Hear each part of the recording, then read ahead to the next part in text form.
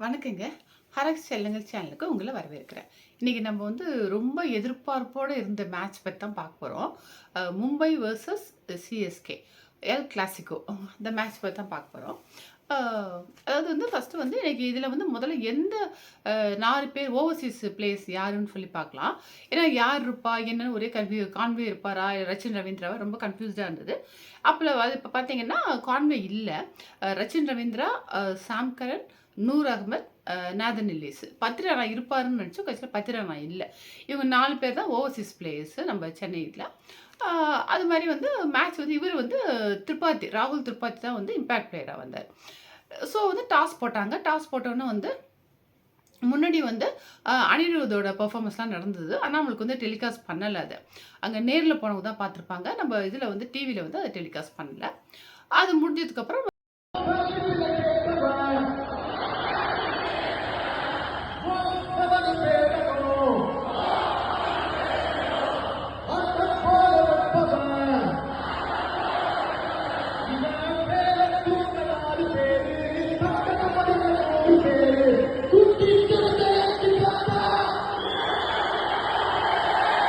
Toss வந்தது. Toss வந்து இவரு ருத்ராஜ் வந்து ஜெயிச்சாரு. ஜெயிச்சுட்டு இவரு வந்து ஃபீல்டிங் எடுத்துட்டாரு. ஃபீல்டிங் எடுத்துட்டு அவங்க வந்து ஃபர்ஸ்ட்டு பேட் பண்ணாங்க மும்பை. ஃபர்ஸ்ட்டு பேட்டிங் ஓப்பனிங் வந்து ரிக்கில்டனும், ரோஹித்தும் வந்தாங்க. கலீல் தான் வந்து ஆரம்பிச்சாரு ஓப்பனிங் பவுலிங்க. வந்தோனே பார்த்தீங்கன்னா, ஃபர்ஸ்ட்டே வந்து 0ல வந்து ரோஹித் அவுட் ஆயிட்டாரு. கலீல் வந்து சூப்பரா பவுல் பண்ணாருங்க. 0லயே வந்து ரோஹித் அவுட் ஆயிட்டாரு. ஸோ அது ஒரு பெரிய ஷாக்கா இருந்தது. அதுக்கப்புறம் வந்து இவரு வில் ஜாக்ஸ் வந்தாரு. வில் ஜாக்ஸும், ரிக்கில்டனும் அவங்க 2 பேரும் பெருசா எடுக்கல. ஸோ கலீல் அடுத்த விக்கெட் ரிக்கில்டன் விக்கெட்டும் எடுத்துட்டாரு. ஸோ 2 விக்கெட் போச்சு. அப்புறம் வில் ஜாக்ஸ் கூட ஒரு 11 ரன் தான் எடுத்தாரு. பெருசா எடுக்கல. அவரும் அவுட்டு. அதனால வந்து 3 விக்கெட் போயிடுச்சு. ஸோ நம்ம வந்து சிஎஸ்கே வந்து ரொம்ப கொஞ்சம் ரன்லயே அவங்கள கண்ட்ரோல் பண்ணிடலாம் அப்படின்னு நினச்சிட்டு இருந்தோம். அப்புறம் ஒரு பார்ட்னர்ஷிப் வந்துச்சு. சூரியகுமார் யாதவும், திலக் வர்மாவும். 2 பேரும் வந்து ஓரளவு நல்லாவே விளையாட ஆரம்பிச்சாங்க. இதுவே ரொம்ப டேஞ்சரஸ் போயிடுமோ அப்படின்றது. எப்படின்னா, அவங்க பார்ட்னர்ஷிப் வந்துச்சுன்னு வச்சுக்கங்களேன், ரொம்ப வந்து பயங்கரமா அட்டாக்கிங் கிரிக்கெட் ஆரம்பிச்சுருவாங்க. அப்புறம் பார்ட்னர்ஷிப் போச்சுன்னா நெறைய ஸ்கோர் வந்து. ஸோ எப்படியாவது அவங்கள வந்து அவுட் பண்ணணும் அப்படிங்கிறப்ப தான் நூர் அகமட் வந்தாரு. வந்துட்டு சூப்பரா பவுல் பண்ணாருங்க நூர் அகமட். அதுவும் தோனி ஸ்டம்பிங் இருக்கு அது. ஐயய்யோ! சொல்லவே முடியாது. இப்படி கூட ஒரு மின்னல் அப்படின்னு சொல்லுவோம் பார்த்தீங்களா? அந்த மின்னல் மாரி 0.12 செகண்ட்ஸ்னா பாருங்க எவ்வளவு அதாவது சூரியகுமார் வந்து அடிச்சுட்டு பேட் அப்படி பண்ணிட்டு கீழ கூட வைக்கலைங்க. அதுக்குள்ள வந்து அவுட் பண்ணிட்டாரு. ஸ்டம்ப் பண்ணிட்டாரு. பார்த்தீங்கன்னா, சூரியகுமார் அதாவது நூர் அகமட் பவுலிங்ல வந்து ஸ்டம்ப் ஆகி அவுட் ஆயிட்டாரு. அவருக்கே ரொம்ப ஷாக் ஆயிடுச்சு. என்னடா நம்ம ஸ்டம்ப் பண்ணிட்டாங்களா? ஸ்டம்ப்டா அப்படிங்கிற மாரி. ஏன்னா, அவ்ளோ ஃபாஸ்ட்டுங்க. பாருங்க 0.12 செகண்ட்ஸ்னா எவ்வளோ கம்மியான செகண்ட்ஸு. அதுல வந்து அவ்வளவு இதா வந்து சீக்கிரத்தில வந்து ஸ்டம்பிங் பண்ணியிருக்கிறாரு. ஸோ ஒரு பார்ட்னர்ஷிப் உடைஞ்சிருச்சு. சூரியகுமார் யாதவ் அவுட் ஆயிட்டாரு. அவர் போனதுக்கு தான் பெரிய நிம்மதியா இருந்ததுன்னா, பெரிய பார்ட்னர்ஷிப் ஆச்சுன்னா நெறைய ரன் வந்துரும் சொல்லிட்டு. அப்புறம் பெருசா யாரும் விளையாடல. அங்க வந்து திலக் வர்மாவும் 31 ரன்ஸ்ல அவுட் ஆயிட்டாரு. ஸோ அங்க மெயினா எடுத்தது யாருன்னா, திலக் வர்மா அண்டு சூரியகுமார் யாதவ் தாங்க. ஏன்னா ஹர்திக் தான் விளையாடல. ஆனா ஸ்கை தான் வந்து கேப்டன் நேத்து. இது மாரி ரொம்ப பெருசா இது மட்டும் தான் கொஞ்சம் இவங்க 2 பேரும் தான் கொஞ்சம் ஹையஸ்ட்டா எடுத்தது. அதுக்கப்புறம் வந்தவங்கலாம் பெருசா விளையாடல. அ சாண்ட்னர் வந்தாரு. அப்புறம் இன்னும் 2, 3 பேர் விளையாண்டாங்க. யாரும் பெருசா எடுக்கல. பார்த்தீங்கன்னா, இதுல ஒரு விஷயம் என்ன சொல்லணும்னா, நம்ப ராகுல் சஹர் இருக்கார் பார்த்தீங்களா? நம்ம சென்னை டீம்ல இருந்தார்ல. அவரு வந்து தீபக் சஹர். அவரு என்னம்மா அவரு 28 ரன்ஸுங்க. அவரு இப்படிலாம் ரன் எடுப்பாருங்கிறது இப்ப தான் தெரியுது நம்மளுக்கு. ஏன்னா 6, 4 அதான் 18 ஓவர்ஸ்ல பார்த்தீங்கன்னா, 128 எடுத்திருந்தாங்க. சரி 18 ஓவர் 128 இன்னொரு இப்ப லாஸ்ட் டெயில் எண்ட் வந்துட்டாங்களே, சீக்கிரம் வந்து அவுட் பண்ணிடலாம் அப்படிங்கிற மாரி நெனச்சா, அவரு பயங்கரமா வந்து பார்த்தீங்கன்னா, 19th ஓவர்லயே ஒரு 6 அடிச்சாரு, 4 அடிச்சாரு. கலீல் அஹ்மத் பால்ல. அதே மாரி அடுத்ததுலயும் பார்த்தீங்கன்னா, 6, 4ன்னு எடுத்து ஒரு 15 பால்ஸ் வந்து 28 ரன்ஸ் எடுத்துட்டாருங்க. 3 ஹையஸ்ட் அவரு தான். 28 ரன் தீபக் சஹர் வந்து இப்படி அடிப்பாரா? அப்படி நம்ம சென்னையில இருக்கப்ப இப்படிலாம் அடிச்சதே கிடையாது. அடிப்பாருன்னு அவ்வளோ ஆச்சரியமா இருந்தது. ஆனா அவரு வந்து அந்த அடிச்ச ரன் இடத்துல அவ்வளோ வந்து ஒரு மாரி என்னன்னா, அவரு அவரு அடிச்சதும் பிஹேவியர் பார்த்தா பவுலிங் அப்பயும் பார்த்தா எப்படி இருந்ததுன்னா, "என்னையா சிஎஸ்கேலேருந்து எடுத்துட்டீங்க நீங்க, சேர்க்கல." அப்படிங்கிற மாரி ஒரு கோவம் இருந்த மாரியும், அந்த கோவத்துல வந்து ரொம்ப ஆக்ரோஷமா விளையாண்ட மாரியும் அப்படி விளையாண்டாரு. விளையாண்டு 28 ரன்ஸ் எடுத்தாரு. ஸோ டோட்டலா பார்த்தீங்கன்னா, அவங்க 155 ஃபார் 9 எடுத்துட்டாங்க மும்பை. ஸோ நம்ம நல்லாவே கண்ட்ரோல் பண்ணிட்டோம். ரொம்ப ஜாஸ்தி இப்ப மத்த டீம்லாம் 170, 200லாம் எடுக்கிற மாரி எடுக்கல. 155 ஃபார் 9 அது அவுட். கண்ட்ரோல் பண்ணிட்டோம், முடிஞ்சிச்சு. அடுத்து வந்து செகண்ட் இன்னிங்ஸ் ஆரம்பிச்சது. இது வந்து அஸ்வின் வந்து 10 வருஷத்துக்கு அப்புறம் நம்ம சென்னை டீமுக்கு வந்திருக்கிறாரு. ஆ அது மாரி அது ஒரு விஷயங்க. அப்புறம் வந்து நம்ம வந்து பேட்டிங் வந்தோம். ஃபர்ஸ்ட்டு ஓப்பனிங் வந்து எப்போதும் போல பார்த்தீங்கன்னா, ருத்ராஜ் வருவாருன்னு பார்த்தா, ருத்ராஜ் வரல. ஆ யாரோ ரச்சின் ரவீந்திராவும் இவரு அந்த பையன் பேர் என்ன? ராகுல் திரிபாதி 2 பேரும் ஓப்பனிங் வந்துட்டாங்க. ருத்ராஜ் வரல. எப்போதுமே அவர் வந்து கான்வே கூட வருவாரு. ரச்சின் ரவீந்திரா கூட ஓப்பனிங் தான் வருவாரு. கடைசியில ராகுல் திரிபாதி ஆனா ராகுல் திரிபாதியே விளையாண்டுருக்கிறாரு. புனேல வந்து இருக்கிற சமயத்தில தோனி கீழ விளையாடுறப்ப ஓப்பனிங் வந்திருக்காரு. விளையாடுவாரு. அவரு வந்து ஓப்பனிங் இவரு வந்தா சரி அடிப்பாரு. கொஞ்சம் நல்லா அடிக்கிற பிளேயர் தான். அடிக்கிறன்னு பார்த்தா இல்ல 2 ரன்லயே அவுட் ஆயிட்டாரு. அத வந்து விக்கெட்ட வந்து தீபக் சஹார் தான் எடுத்தாரு. எடுத்தோனே அவ்வளவு அவ்வளோ கொண்டாட்டம், அவ்வளோ குதிக்கிறாரு. என்ன ஐய்யயோ! பார்த்தா அப்படிதாங்க சிஎஸ்கே மேல அவ்வளோ கோவமா இருக்க மாரி தான் அப்படி. என்னமோ அந்த பாகிஸ்தான் இந்தியா மேட்ச் அப்ப விக்கெட் எடுத்தா எப்படி பண்ணுவாங்க, அது மாரி தான் ஒரு பிஹேவியர். அவர் வந்து சிஎஸ்கேல சேர்க்கல. ஆனாலும் அந்த கோவத்த வெளிக்காட்டுற மாரி தான் இருந்து என்ன பொறுத்தவரைக்கும் அப்படிதான் தெரிஞ்சது. அந்த அளவு இது பண்ணாரு. ஸோ அவர் வந்து விக்கெட் எடுத்துட்டாரு. அவரு அவுட் ஆயிட்டாரு. 2 ரன்லயே வந்து தீபக். அடுத்து வந்து 1 டவுன்ல வந்து இவரு வந்தாரு. ருத்ராஜ் கெய்க்வாட் வந்தாரு. வந்து சும்மா சொல்லக்கூடாதுங்க. அவ்வளவு அற்புதமா விளையாண்டாங்க. அதாவது எப்படின்னா, ஒரு அடிப்பாங்க. ஸ்ட்ரோக் பிளேயர் நல்லா அடிச்சு விளையாடுவாங்க. ரொம்ப ஆக்ரோஷமா விடுவாங்க. கன்னா பின்னான்னு சுத்துவாங்க. அப்படிலாம் இல்ல. ரொம்ப ரொம்ப ஈஸியா விளையாண்டாரு. அவர் பண்ணதெல்லாம் அவ்வளோ கிரிக்கெட்டிங் ஷாட்ங்க ருத்ராஜ் கெய்க்வாட் விளையாண்டது. ரொம்ப கன்னா பின்னான்னு அடிக்காம ரொம்ப ஈஸியா, ரொம்ப காமா அவ்வளோ அழகா விளையாண்டாரு. ஒரு ஆர்ப்பாட்டம் இல்லாம, ஒண்ணும் இல்லாம ரொம்ப நல்லா இருந்தது. அவரு என்னன்னா இந்த ஷாட்லாம் அடிக்கிறது அவ்வளோ ஈஸியா அடிச்சுட்டு போறாரு. அவரு அடிக்கிறதே ஒரு பெருசா பிரம்மாண்டமா தெரியல. அவ்வளோ ஈஸியா அற்புதமா விளையாண்டாரு. 22 ரன்ஸ்லயே 22 பால்ஸ்லயே வந்து 50 போட்டாருங்க ருத்ராஜ். இவரு ஒரு பக்கம் அடிக்கிறனால அவர் ஸ்ட்ரைக் ராக்கெட் அவருக்கு ரொம்ப ஸ்ட்ரைக் கிடைக்கல ரச்சின் ரவீந்திராவுக்கு. ஸோ அவரு வந்து அவருக்கு கிடைச்ச பால்ல சிங்கிள் அது மாரி 4 அது மாரி ரொம்ப ஸ்ட்ரைக் கிடைக்கல. ஸோ இவரு அடிக்க அவரு கொஞ்சம் இதா இருந்தா. இது நல்லா இருந்ததுங்க. ஒருத்தர் அடிக்கிறப்போ ஒருத்தர் வந்து ஸ்ட்ரைக் ரொட்டேட் பண்ணா போதும். அது மாரி தான் இருந்தது. ரொம்ப அற்புதமா அந்த 2 பேரும் விளையாடுறப்ப ரொம்ப ஈஸியா வின் பண்ணுவோம் அப்படின்ற மாரி தான் இருந்தது. அப்படி இருக்க சமயத்துல இதுல வந்து புதுசா வந்து விக்னேஷ் புத்தூர் அந்த பையன பத்தி பேசணும் நம்ம அப்புறமா பேசுவோம். அந்த பையன் வந்தான். அந்த பையன் பவுலிங்ல இவரு ஒரு 6க்கு ட்ரை பண்ணாரு பாருங்க. ஸ்ட்ரைட்டா அடிக்கிறதுக்கு ட்ரை பண்ணாரு. அது இருந்த இடத்துலயே வந்து அடிச்சாரு பாருங்க. நல்லா 6 தான் போகுங்கிறப்ப பவுண்டரி லைன்ட்ட கேட்ச் பண்ணிட்டாங்க. இவரு வந்து ருத்ராஜ் கெய்க்வாட் அவுட் ஆயிட்டாரு. ஸோ அவரு போன 6 அடிக்க ட்ரை பண்ணி அவுட் ஆயிட்டாரு. அவரு வந்து எவ்வளோ எடுத்தாருன்னு பார்த்தீங்கன்னா, 26 பால்ஸ்ல வந்து 55 ஏதோ எடுத்தாருன்னு நெனைக்கிறேன்.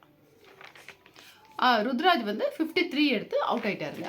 அதுக்கப்புறம் அவரு போனதுக்கப்புறம் ஹூடா வந்தாரு. ஒவ்வொருத்தரா வந்தாங்க. ஹூடா, அப்புறம் சாம் கரன் வந்தாரு. வந்துட்டு யாரும் பெருசா விளையாடலங்க. எதிர்ப்பு அவங்கலாம் விளையாடுவாங்கன்னு பார்த்தா, சாம் கரன் வந்து 4 ரன்ல அவுட் ஆயிட்டாரு. ஹூடா வந்து 2 ரன். அதே மாரி தான் ஹூடாவுங்க. அதே மாரி விக்னேஷ் புத்தூர் பவுலிங்ல வந்து அதே ஸ்ட்ரெயிட்டா 6க்கு ஹூடா இல்ல. வேற யாரோ ஒருத்தர் யாரு? இல்ல இன்னொருத்தரும் அதே மாரி தான். சாரி துபே மறந்துட்டேன். துபே வந்து 9 ரன்ஸ்லயே அவுட் ஆயிட்டாரு. அவரும் இப்படிதான். அதே மாரி ஸ்ட்ரெயிட்டா அடிக்கிற போக, அதே மாரி வந்து பவுண்டரி லைன்ட்ட எப்படி ருத்ராஜ் அவுட் ஆனாரோ, அதே மாரி அவரும் அவுட் ஆயிட்டாரு. அவுட் அவரு 9 ரொம்ப எதிர்பார்த்தோம். நல்லா விளையாடுவாரு. ஸ்பின் நல்லா விளையாடுவாரு துபே அப்படின்னு பார்த்தா, அவரு 9 ரன்னுக்கு அவுட் ஆயிட்டாரு. ஸோ ஒரு ஆரம்பத்துல நல்லா விளையாண்டாங்க. ஒவ்வொரு விக்கெட்டா போய் என்னடா சரி இவரு விளையாடுவாரு, இவரு விளையாடுன்னு பார்த்தா எல்லாருமே சாம் கர்னும் போயிட்டாரு 4 ரன்ல. அப்புறம் ஹூடா வந்தாரு. அவரும் இப்படிதான் அடிச்சு கேட்ச் போயிடுச்சு. அவரு ஒரு 2 ரன்ல அவுட் ஆயிட்டாரு. ஸோ யாருமே பெருசா எடுக்கல. என்னடா அது ஒவ்வொரு விக்கெட்டா போச்சு. அதுக்கப்புறம் வந்து பார்த்தீங்கன்னா, ஜடேஜா வந்துட்டாரு. ஜடேஜா வந்து ஜடேஜாவும் அப்புறம் தான் ரச்சின் ரவீந்திரா கொஞ்சம் அடிக்க ஆரம்பிச்சாரு. அவரு அ இதுவரைக்கும் மத்தவங்க விளையாடுறப்ப இருந்தாரு. அதுக்கப்புறம் இப்போ கொஞ்சம் நல்லா அடிக்க ஆரம்பிச்சு வந்தாரு. ஆனா வந்து என்னன்னா, ஒரு 18த் ஓவர்ல வந்து திருப்பி விக்னேஷ் புத்தூர கொண்டு வந்தாங்க ஸ்பின்ன. அந்த ஓவர நல்லா 6, 4 நல்லா அடிச்சதுனால, அது என்னன்னா இவரு அடிச்ச 6 எப்படின்னா, நல்லா இறங்கி வந்து அடிச்சாருங்க ரச்சின் ரவீந்திரா. நல்லா கேட்ச் பால் நல்லா ஃப்ரண்ட்ல இறங்கி வந்து நல்லா தைரியமா அதான் உங்களுக்கு வந்து இறங்கி ஸ்பின்னர வந்து இறங்கி வந்து அடிக்கிறப்போ கொஞ்சம் ஜாக்கிரதையா விளையாடணும். ஏன்னா வந்து ஸ்டம்பிங் ஆயிடும். அதனால அது வந்து ரொம்ப கேர்ஃபுல்லா, கான்ஃபிடென்ட்டா அடிக்கணும். அந்த மாரி கான்ஃபிடென்ட்டா சூப்பரா அடிச்சாரு. உண்மையில ரச்சின் ரவீந்திராவும் சொல்லணுங்க. அவரும் ஒரு ஆக்ரோஷமாவோ, ஒரு அதிரடி காட்டியோ ரொம்ப காமா, கூலா, காம் அண்ட் கம்போஸ்டுன்னு சொல்லுவாங்கல்ல, அது மாரி அவ்வளோ கூலா விளையாண்டாரு. அவ்வளோ அற்புதமா இருந்தது. ரொம்ப அழட்டிக்காம ரொம்ப அழகா இருந்ததுங்க அவரு விளையாட்டும். அவரு அடிச்சு வந்தாரு. அதுக்கப்புறம் வந்து ஜடேஜா வந்தாங்க. இதுல வந்து ஜடேஜா வந்து இன்னும் நெறைய சொல்லணும். இதுல பார்த்தீங்கன்னா, நெறைய இவங்க 2 பேருமே ருத்ராஜ் இவங்க எல்லாமே பார்த்தீங்கன்னா, ஸ்வீப் ஷாட் தான் நெறைய விளையாண்டாங்க. அது ஸ்பின் போடுறப்ப உங்களுக்கு வந்து எல்பிடபிள்யூ ஆயிடும். அது மாரி இருப்ப நெறைய ஸ்வீப் ஷாட் பண்ணாங்க. அது ஒரு டிஃபரெண்ட்டா இருந்தது. எல்லாருமே 2 பேர் நெறைய பேர் விளையாண்டது. அது ஒரு விஷயம். அடுத்தாப்புல வந்து வந்தப்ப, ஆ ஜடேஜா வந்தாரு. ஜடேஜாவும் சமயத்துல அடிச்சு சீக்கிரமா ரன் அவுட் ஆற மாரி வந்து ரச்சின் வந்து ரொம்ப ரொம்ப கேர்ஃபுல்லா விளையாண்டாரு. எப்படின்னா பால் அடிச்சு உடனே ஓடுறதில்ல. ஒரு 1 செகண்ட் 2 செகண்ட் பால் எங்க போகுதுன்னு பார்த்துட்டு தான் அவரு ஓடுறதுக்கு கிளம்புனாரு. இது கொஞ்சம் லேட் ஆகுற மாரி இருந்தது. அது மாரி ஆகுற சமயத்துல ஜடேஜா அடிச்சாரு. அடிச்சுட்டு பால் எங்கன்னு பார்க்காமயே வந்துட்டாரு. ஸோ ரச்சின் போகவே இல்ல. அவர் 2 பேரும் ஒரே பக்கம் நின்னுட்டாங்க. ஸோ இதுல வந்து ஜடேஜா வந்து ஒரு 15ஓ 17ஓ எடுத்து அவர் ரன் அவுட் ஆயிட்டாரு. இப்ப லாஸ்ட்ல வந்து ஒரு 4 ரன் தேவைப்பட்டுச்சு. தோனி வந்தாரு. தோனி வந்தார்னா என்ன சவுண்டுங்க 122 122 டெசிபல்ங்க. பார்த்தீங்கன்னா எவ்வளோ சவுண்டு அது பாருங்க. காதே அந்த சவுண்ட கேட்டோம்னா காதே செவிடாயிடுமா. அந்த அளவு வந்து அவர் வந்தப்ப அவ்வளோ சவுண்டு 122 டெசிபல்ஸ். பாருங்க அவ்வளோ சவுண்டு அவர் வரப்ப வந்தாரு. வந்தோனே பார்த்தீங்கன்னா வந்தாரு 4 ரன் தேவை. 2 பால் ஃபேஸ் பண்ணாரு. ஆனா வந்து ரன் எடுக்கல. அதுக்கப்புறம் லாஸ்ட் 19.1 ஓவர்ல வந்து ரச்சின் வந்து ஃபர்ஸ்ட் பால் ஃபேஸ் பண்ணி 6 அடிச்சிட்டாருங்க. அடிச்சு நம்ம 4 விக்கெட் டிஃபரன்ஸ்ல வந்து நம்ம வின் பண்ணிட்டோங்க. இது வந்து பார்த்தீங்கன்னா, நல்லா ஈஸியா ஜெயிக்கிற மாரி வந்து நல்ல கொஞ்சம் விக்கெட்லாம் போக ஆரம்பிச்சோன்னா, ஐயோ! என்னடா இது இப்படியா? அப்படியா கொஞ்சம் கொஞ்சம் பயம் வர மாரி ஆயிடுச்சு. ஆனா ஸ்ரீகாந்த்லாம் பார்த்தீங்கன்னா, நல்லா கான்ஃபிடென்ட்டா சொல்றாரு. கண்டிப்பா வந்து வின் பண்ணிடுவோம் அப்படி மாரி தான் சொன்னாரு. அவரு ஆரம்பத்திலேயே சொன்னாரு. அப்படிங்கிறப்ப இது வந்து பார்த்தீங்கன்னா, ரச்சின் ரவீந்திரன் ரொம்ப நல்லா விளையாடுறாரு. சூப்பரா அதே மாரி வந்து 100 ஆகும்னு சொல்லணுங்க. அவ்வளோ அற்புதமா வந்து எக்கானமி ரேட்டே 4.5 தாங்க. அவ்வளோ அற்புதமா பவுல் பண்ணாரு. எல்லாருமே எல்லாருமே ஒரு கூட்டு முயற்சி மாரி எல்லாம் சேர்ந்து அவ்வளோ அழகா விளையாண்டாங்க. ஆனா என்னன்னா, கொஞ்சம் சிலர் ஹூடா, சாம் கரன்லாம் கொஞ்சம் பெர்ஃபார்மன்ஸ் சரியில்ல. தீபக் சாரி ராகுல் திரிபாதி இவங்கலாம். இது வந்து இப்ப நெக்ஸ்ட்ல வந்து நம்மளுக்கு வந்து பேட்டிங் இன்னும் கொஞ்சம் ஸ்ட்ராங்கா வேணும். கண்டிப்பா வந்து நம்ம கான்வேவ கொண்டு வந்தே ஆகணும். ஏன்னா ரொம்ப வருஷமா நம்ம சென்னைக்காக விளையாண்டுட்டு இருக்கிறாரு. ஸோ நம்ம என்னுடைய இது என்னன்னா, சாம் கர்ன எடுத்துட்டு கான்வே கொண்டு வந்துட்டா இன்னும் பேட்டிங் வந்து ஸ்ட்ராங் ஆயிடும். ஃபர்ஸ்ட் 1, 2, 3 வந்து பிளேஸ் வந்து ரொம்ப நல்லா ஆயிடும். துபே வந்துட்டா 4 இடம் வந்து ரொம்ப நல்லா கொஞ்சம் ஸ்ட்ராங் ஆயிடும். ஸோ சாம் கர்ன் வந்து சுத்தமா பவுலிங் வந்து 1 ஓவர் தான் போட்டாரு.